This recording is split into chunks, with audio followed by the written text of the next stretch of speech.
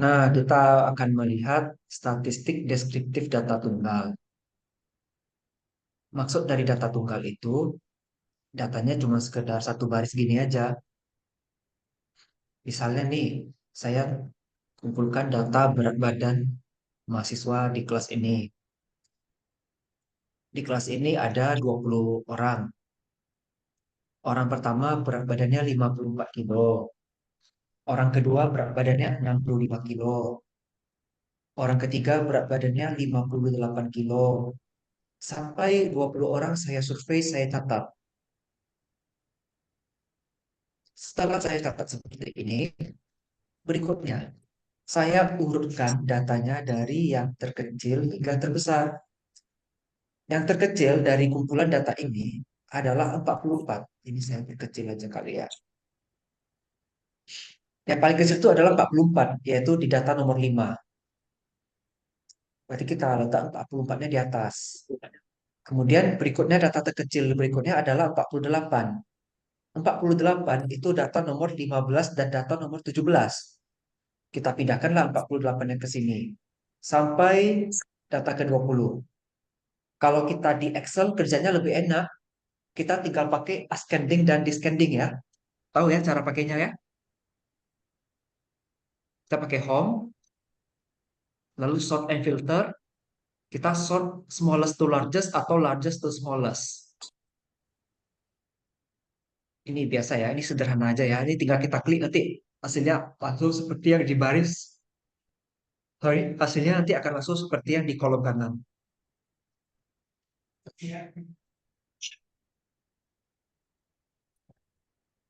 Sampai di sini ada yang mau ditanyakan dulu? Tidak, Pak. Ini saya sambil cerita bagaimana pengelompokan data ya. Jadi tahapan-tahapan statistik itu sudah saya lakukan.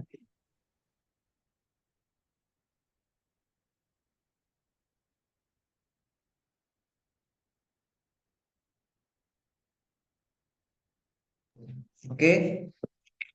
Nah, kita mau menghitung beberapa statistik deskriptif yang ada. Di bar aja sudah saya share. Sebentar. Di sini. Aduh, kalau gini agak susah ya bukanya ya. Karena saya harus sambil buka Excel sambil buka bahan aja. Ya, kalian gini aja lah. Kalian buka bahan ajar. Kalian di tempat kalian bukanya bahan ajar. Di tempat saya bukanya Excel. Jadi kita gampang ngeceknya.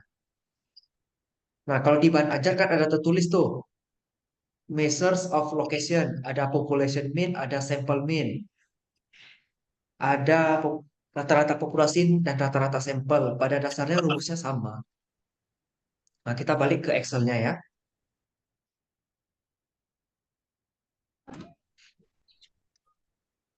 Berarti total semua data berat badan sebanyak 20 siswa ini kita jumlahkan, lalu kita bagi 20. Jumlahnya adalah ini, pakai rumus sum, 1150. Lalu kita bagi 20. Kalau di Excel sih langsung ya pakai average, langsung dapat 57,5. Kalau untuk rata-rata saya rasa nggak ada masalah karena memang sudah sering juga ya kita pakai ini.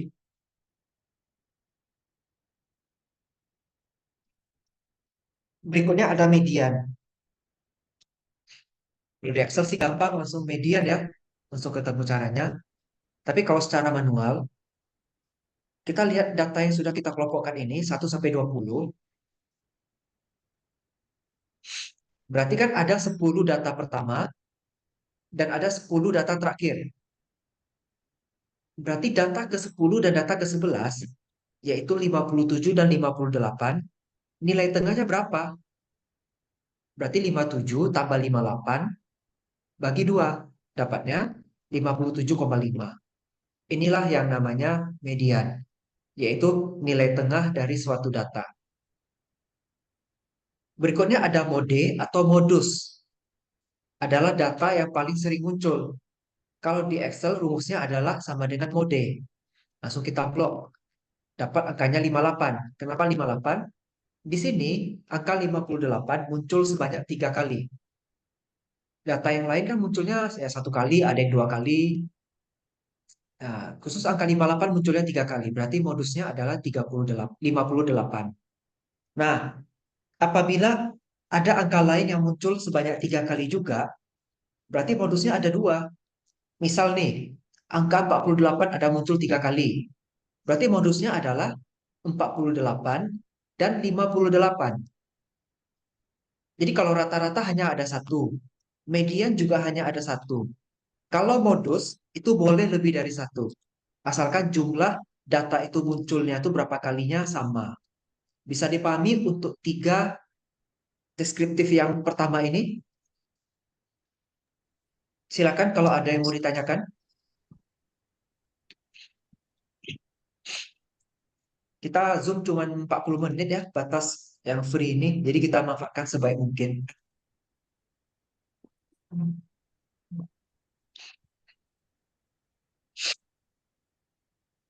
Rata-rata median sama modus kita sebut sebagai pusat sentral data. Kenapa disebut pusat sentral data? Karena kalau kita gambar kurva, nanti data itu akan berdistribusi normal dan dia akan terletak mendekati rata-rata, median, dan modus juga. Seperti data ini. Data ini adalah data yang saya buat secara acak loh. Bukan data yang saya modifikasi ya. Lihat angka median, modus, dan rata-ratanya. Mendekati semua ya. Ini yang namanya distribusi yang normal ya, distribusi yang baik. Oke, selanjutnya kalau tidak ada yang mau tanya, kita bisa menghitung Q1 dan Q3.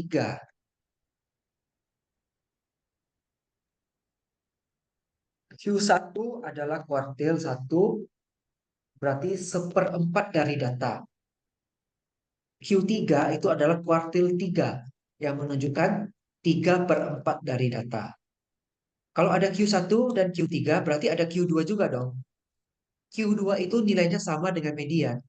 Karena Q2 itu adalah 2/4 data. 2/4 itu kan berarti setengah. Makanya tadi saya bilang untuk mencari median kita bagi dua datanya kan. 10 data pertama dan 10 data terakhir. Nah, jadinya yang saya bawa inilah posisi mediannya. Nah, kalau secara manual, untuk mencari Q1, Q2, Q3, jumlah data ini kita bagi menjadi 4. Ini karena kebetulan datanya 20, kita bagi menjadi 4. Satu kelompok tuh isinya 5 ya. Jadi kelompok satu 5, kelompok 2 ada 5, sampai kelompok keempat pun ada 5 datanya. Q2 tadi kan yang di sini, antara 57 dan 58. Kalau Q1 berarti antara 50 dan 52. Kalau Q3 antara 65 dan 65. Kalau 50 dan 52 berarti di antara tengah-tengahnya adalah 51. Kalau yang 65 dan 65 karena sama, itu langsung Q3-nya adalah 65. Ini ya,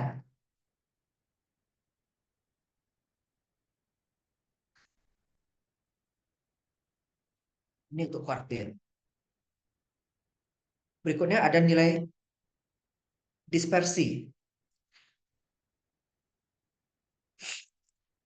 Dispersi itu menunjukkan jarak suatu data ya. Ada yang dispersinya jauh, ada yang dispersinya rendah, disparitas kalau bahasa statistiknya. Pertama, kita hitung dulu nilai maksimum. Ini jelas 70 karena sudah kita urutin ya. Nilai minimumnya 44 karena juga sudah kita urutin. Berarti kita mencari range, rumusnya adalah nilai maksimum dikurangi nilai minimum. 70 kurang 44. Hasilnya adalah 26.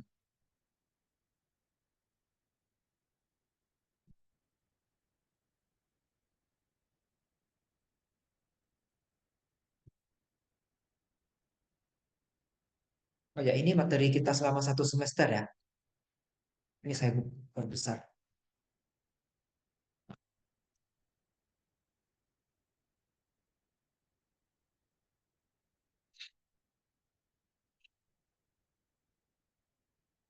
Jadi hari ini kita pertemuan dua statistik data tunggal ya.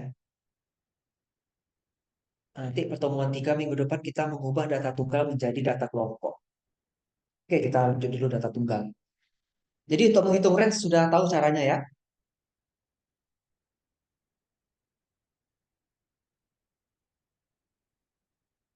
Oke, kalau nggak ada tanggapan saya anggap paham ya. Berikutnya dispersi yang kedua namanya deviasi kuartil. Ini dia rumusnya. Q3 kurang Q1, lalu kita bagi 2. Dapatnya 7. Berikutnya deviasi rata-rata. Nah, ini mohon diperhatikan. Mohon fokus ya. Kita pertama, kita sudah dapat rata-rata yang di awal tadi ya, di sini ya, 57,5. Ini harus saya perkecil lagi biar bisa nampak.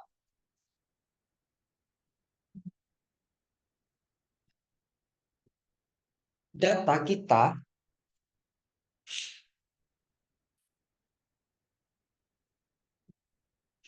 data kita yang 44 ini dikurangkan dengan rata-rata.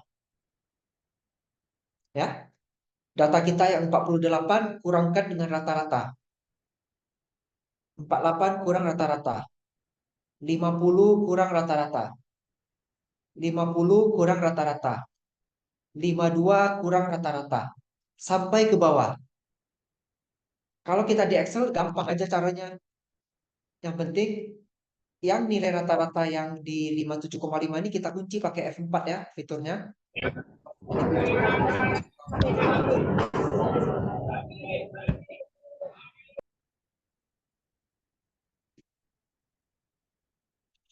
Nah, kalau sudah dihitung, ini kan nampak nih ada hasilnya yang negatif. Terus dari sini hasilnya positif semua.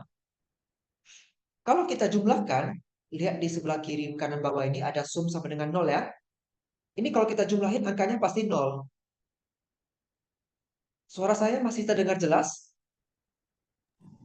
Masih, Jelas, Pak. Pak. Masih, Oke. Pak. Amati, Pak. Kalau tiba-tiba suara saya hilang, langsung kasih tahu aja ya. Oke, Oke, Pak. Kak. Oke, Pak. Oke, Pak. Oke. Nah, karena kalau di jumlah hasilnya 0, apa yang mau kita kerjakan kan? Solusinya, kita berikan nilai absolut. Nilai yang negatif, kita paksa menjadi positif. Yang positif, tetap positif. Rumusnya seperti ini. ABS, buka kurung, kita tekan yang ini. Ini sama. Lihat nih. Minus 13,5 menjadi 13,5. Minus 9,5 menjadi 9,5. Yang ini. Minus 3,5 menjadi 3,5 dan seterusnya. Berarti sudah terjadi pemaksaan ya. Kita memaksa data menjadi positif. Kemudian kita jumlahin. Totalnya 126. Baru kita bisa hitung deviasi rata-ratanya. Caranya, total yang sudah kita hitung tadi, kita bagi dengan jumlah data sebanyak 20 data. Hasilnya adalah 6,3. Untuk deviasi rata-rata, ada yang mau dipertanyakan? Silakan. Kalau deviasi kuartil sama range, saya rasa tidak sulit. Deviasi rata-rata yang mungkin agak masih bingung ya. Silakan kalau ada yang mau bertanya. Rumusnya kayak gimana, Pak? Divisi rata-rata. Ya, pada dasarnya kita menghitung dispersi ya. Seberapa jauh data itu menyimpang.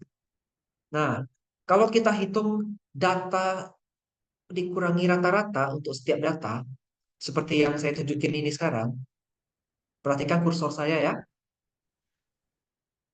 Artinya kan setiap data kita kurangkan dengan rata-rata nih. Ya, kalau kita total, ini kan sumnya sama dengan 0 ini. Lihat kursor saya di sebelah kanan bawah. Yang ini. Ya kan? Kalau di total 0, 0 mau bagi berapapun ya tetap 0 hasilnya kan? Jadi nggak mungkin bisa kita hitung. Makanya kita paksa menjadi positif dengan cara pakai rumus absolut. Pagar mutlak ya istilah matematikanya. kita mengubah tanda negatif menjadi positif. Lihat ini, 13,5 menjadi positif, sorry, negatif 13,5 menjadi positif 13,5. Negatif 9,5 menjadi positif 9,5. Yang kayak gini, negatif 2,5 menjadi positif 2,5. Ya, kalau sudah positif semua, kita bisa jumlahin. Hasilnya adalah 126. Kalau sudah, baru 126 ini kita bagi dengan 20. Sudah, dapatlah deviasi rata-ratanya 6,3.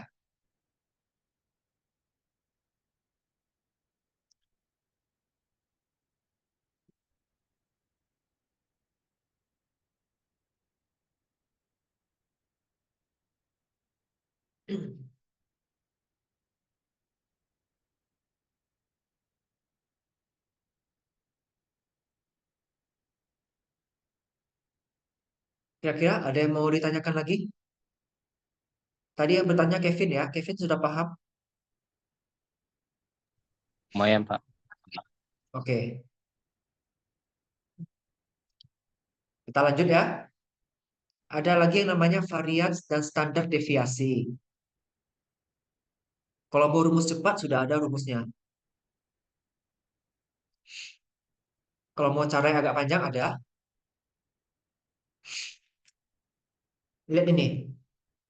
Yang kita butuhkan adalah X kurang X rata-rata dikuadratkan. Nah, berhubung tadi kita sudah menghitung X dikurang rata-rata, berarti tugas kita tinggal mengkuadratkannya saja. Ya, sebenarnya kalau dikuadratin mau pakai kolom D atau kolom E kan sama aja. Ya, mau ini atau ini sama aja. Karena kalau dikuadratin kan tetap positif hasilnya. Nah, di sini kebetulan saya pakai kolom E. Nggak apa-apa, nggak masalah. Kita kuadratin lah semua sampai ke bawah, lalu kita jumlahin. Dapat 1109. 1109 kita bagi dengan 20. Dapatlah variansnya sebesar 55,45.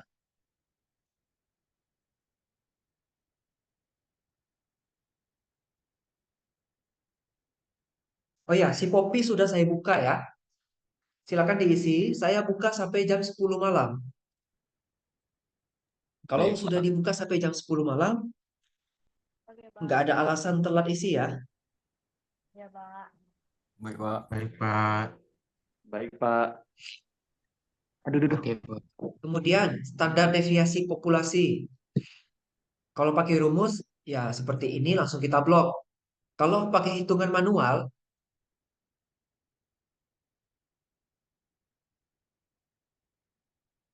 sebenarnya dia langsung aja pakai akar. Kalau di Excel SQRT ya, square root artinya akar kuadrat.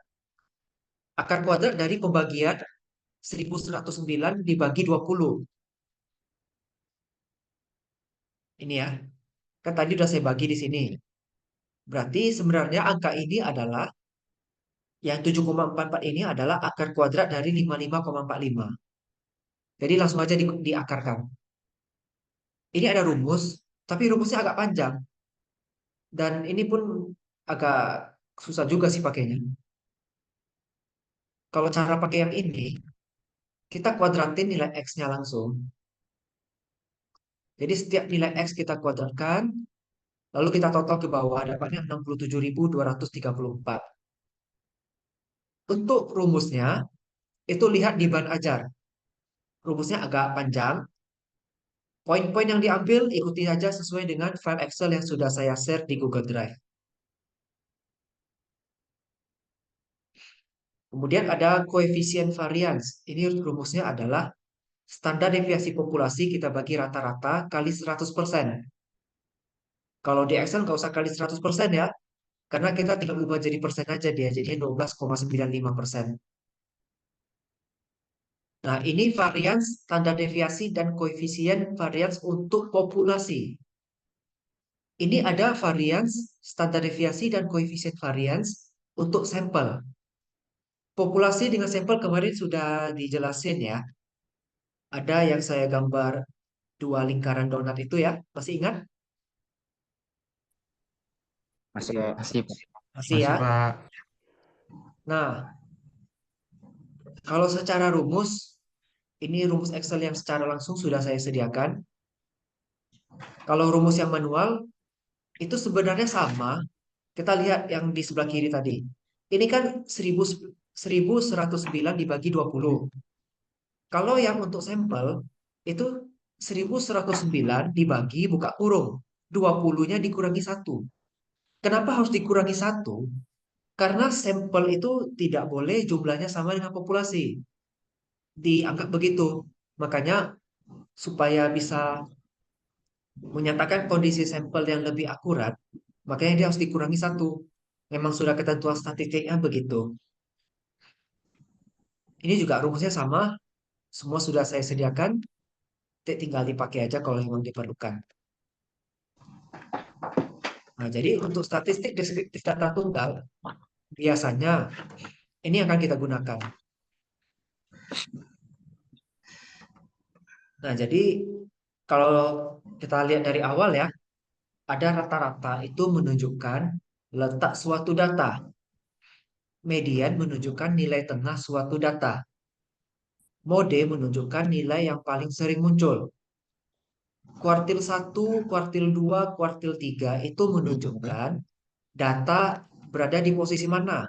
Kalau kita membagi data menjadi 4 bagian. Kemudian ada pengukuran dispersi. Yang pertama kita menggunakan range. Nilai tertinggi dengan nilai terendah, selisihnya berapa. Berikutnya ada deviasi kuartil. Kemudian ada deviasi rata-rata.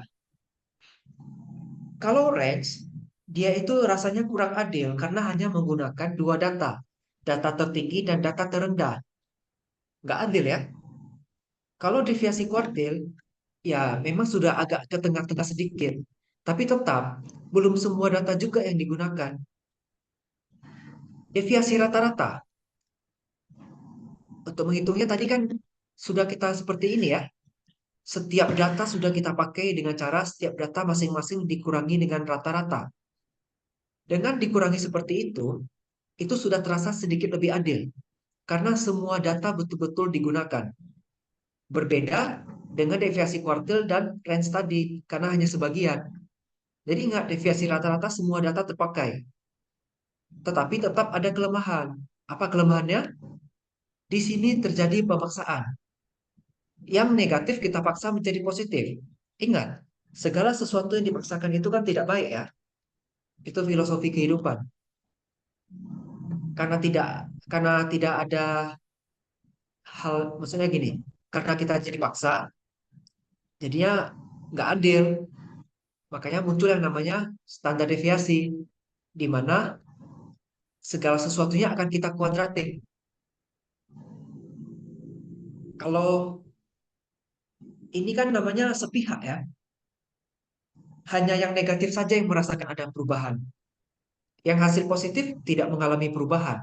Tapi kalau kuadrat, semuanya kan mengalami perubahan. Gitu.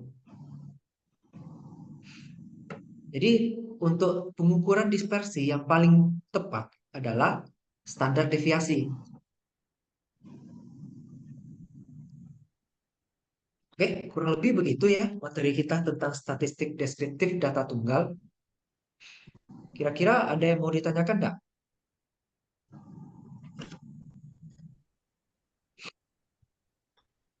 Ya ada, Pak. Ya, teman-teman yang lain, teman-teman lain.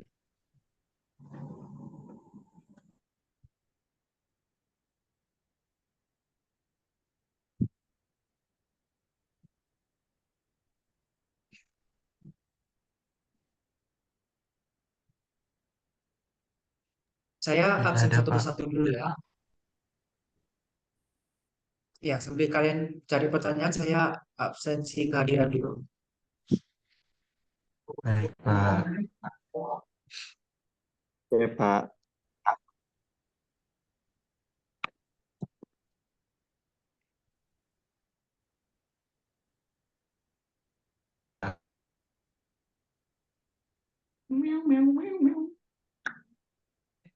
Hidup.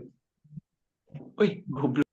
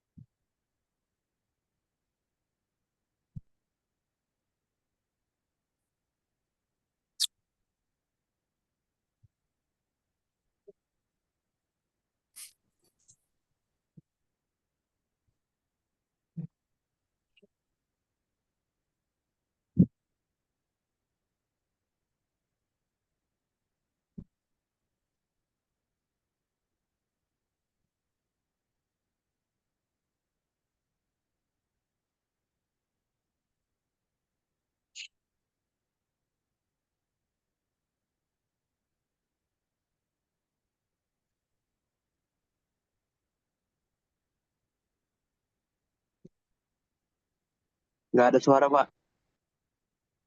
Oh ya, memang saya nggak ada bicara. Oke, sebentar, ada yang nanya. Penjelasan kemarin tentang IPK itu, apakah termasuk diskrit atau kontinu? IPK itu kontinu ya, karena alat ukurnya adalah total mutu dibagi total SKS. Gitu ya, Delvin. Oke, terima kasih Pak.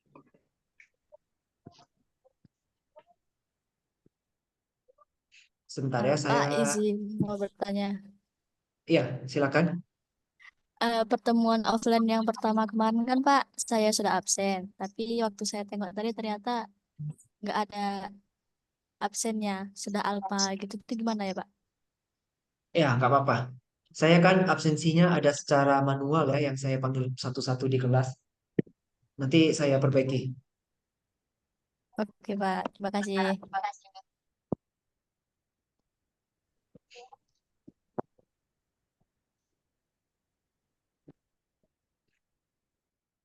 Saya cek berdasarkan nama yang ada tertulis di nama Zoom kalian ya. Kalau namanya nggak ada, berarti nggak hadir ya. Oke, Pak. Oke, Pak.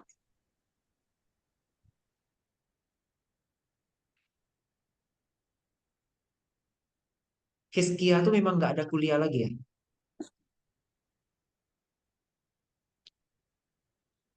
Ada kabar nggak? Kelas TS24 Pak. Kalau di sini sih di sini posisinya di kelas ini. Di sini kelas Tadi pagi ada kok, Pak. Iskia. Ada Hiskia Ada tadi pagi ada, Pak. tadi pagi. Kalian kuliah offline ya? Online, Pak. Online juga Pak. Tapi pagi, Pak. Kalau Marciano nggak ada di sini namanya ya. Yuskia Mas. tadi Pak, dia si Popinya belum bisa masuk tadi katanya Pak. Iya, itu mahasiswa dengan BAK urusannya. Muhammad Faris ada?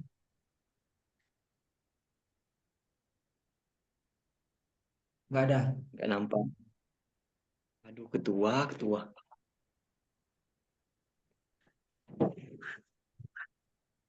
Coba semua di mute dulu ya biar nggak kacau urutan namanya. Saya mute semua. Baik Pak. Oke, Pak. Si.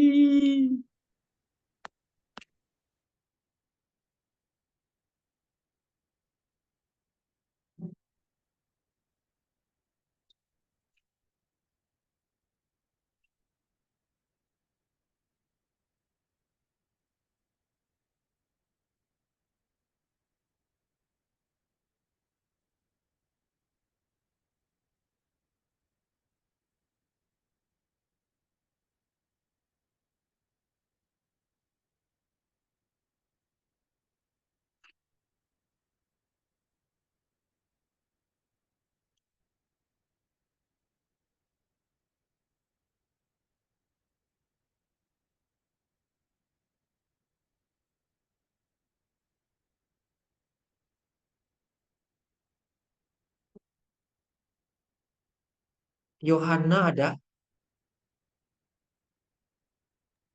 Dari awal nggak ada Pak.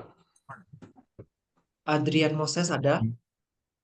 Emang dari Pak, ini Pak, hadir. Yang Lenovo ini. Iya Pak. Berarti yang nggak hadir ini Hizkia, Marciano Marco, Muhammad Faris, sama Yohana. 4 orang nggak ada ya. Ada yang ini perlu dipanggil? Sebentar, saya cek si Poppy 15, ada 29 nama. Ya, di data saya cuma ada 29 nama untuk kelas gabungan ini ya. Yang di luar itu berarti bukan tanggung jawab di kelas saya. Iya, Pak. Ini ada beberapa nama belum isi si Poppy. Ya, orang-orang itu tuh juga yang belum isi si Poppy-nya ya. Ya sudahlah. Yang penting kan kita sudah kasih tahu kan, kita kuliah seperti ini. Kalau emang nggak mau hadir, kalau lebih dari 4 kali tidak hadir kan nggak bisa ikut ujian. Pak. Betul, Pak. Udah tahu kan informasi itu ya? Udah tahu, Pak. udah tahu Sudah Pak. tahu. Sudah, Pak. Marciano hadir. Nama akunnya Marco ya. Oke, Marciano Marco sudah. Berarti Hizkia, Muhammad Faris, sama Yohana, 3 orang. Iya, Pak. Oke lah. Boleh dibantu buka kamera semuanya? Kita bukti pembelajaran. Waduh. Yang bisa buka kamera yang kondisinya memungkinkan aja ya. Iya, Pak.